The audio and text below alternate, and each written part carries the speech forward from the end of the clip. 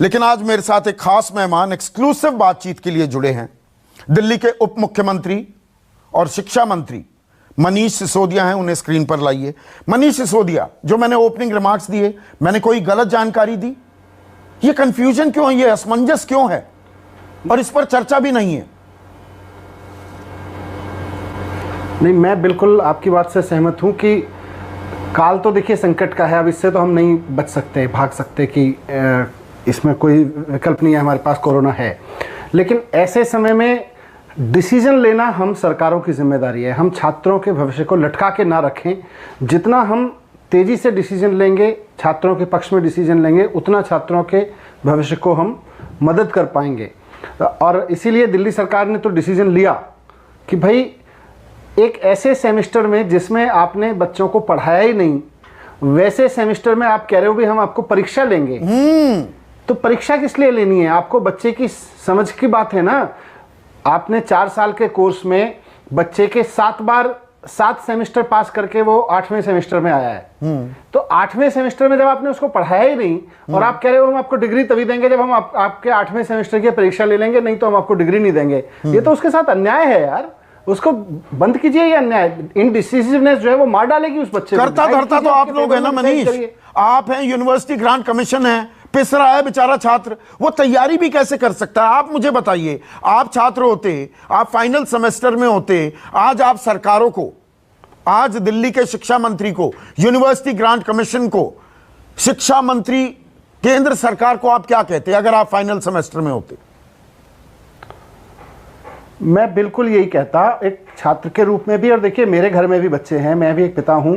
एक पिता के नाते भी मैं चाहता हूं कि इस वक्त जो अनसर्टेनिटी का माहौल है, असमंजस का माहौल है बच्चे के लिए, उसको दूर करिए, डिसाइड करिए, उसके पक्ष में डिसाइड करिए और थोड़ा खुले दिल से डिसाइड करिए। आप ये रूल्स, ये परंपराएं कि साहब हमेशा हम परीक्षा लेके ही पास करते थे, अरे परीक्षा लेके तब पास करते थे जब सामान्य समय होता था। आज बहुत असामान्य अभूतपूर्व समय में आप जी रहे हैं।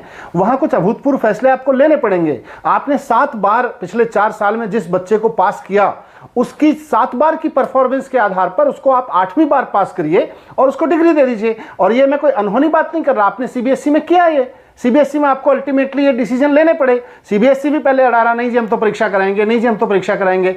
अंत में जब लगा कि अब मामला हाथ से निकल जाएगा, बाहर जा रही है बात, तब सीबीएसई को डिसाइड करना पड़ा। आज यूजीसी अड़ा हुआ है, नहीं जी हम तो परीक्षा कराएंगे, हम तो परीक्षा कराएंगे। किस लिए कराओगे यार? जिस परीक्षा में, जिस सेमेस्टर की आपने पढ़ाई नहीं कराई उस बच्चे को, उसकी परीक्षा करा के आप क्या जानना चाहते हो? पर जहां पढ़ाई नहीं हुई तो डिग्री कैसे मिलेगी? अगर मैं काउंटर सवाल आपसे पूछूं, फिर तो वो डिग्री आधी अधूरी हो गई और बहुत से अच्छे ब्राइट स्टूडेंट के साथ नाइंसाफी हो सकती है कि सबको पास कर दिया। एक आपने बेंचमार्क बना दिया, एक एवरेज आपने मार्किंग सिस्टम बनाकर सबको पास कर दिया, फिर तो गधे घोड़े बराबर हो गए। मनीष,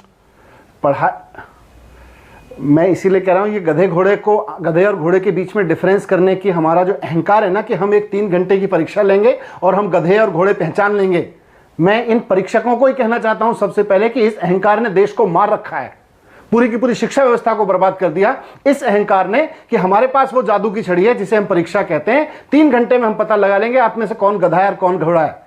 इस परीक्षा की अकड़ ने ही मार रखा है। और आज फिर वही अकड़ हम अपने उन स्टूडेंट्स पर जो अपनी डिग्री का इंतजार कर रहे हैं। बहुत सारे लड़के लड़कियों ने नौकरियां ले ली हैं उस पढ़ाई के पूरे होने पे। उनको लग रहा था फरवरी मार्च में उनके कैंपस इंटरव्यूज हुए, उनको ज्वाइनिंग का इंतजार है। अब आप कह रहे हो हम तो परीक्षा कराने की स्थिति में नहीं है और जब तक परीक्षा नहीं कराएंगे तब तक हम आपको डिग्री नहीं देंगे।